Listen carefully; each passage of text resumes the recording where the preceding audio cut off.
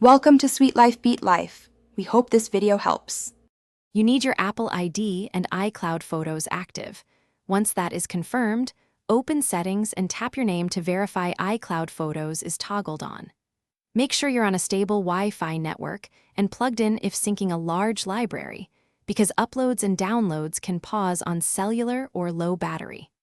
Next, open the Photos app and scroll to the bottom to trigger sync. This initial trigger forces the gallery to refresh and start downloading thumbnails and metadata right away. Once done, go into Photos and tap Albums or All Photos to watch thumbnails populate. The app streams iCloud content and shows previews before full downloads. If you want originals, open Settings Photos and pick Download and Keep Originals. This forces device storage use, but gives full quality.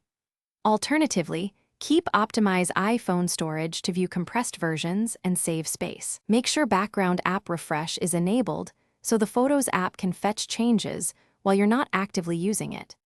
To complete the process, verify thumbnails become full images and that albums reflect your iCloud structure. Once you see the items, allow time for full resolution downloads if you selected originals. If photos don't appear, force close Photos, reconnect Wi-Fi, and reopen it to trigger a refresh.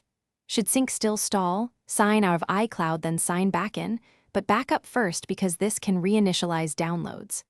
Lastly, check iCloud storage and upload status to pinpoint any quota or upload errors. Thanks for watching.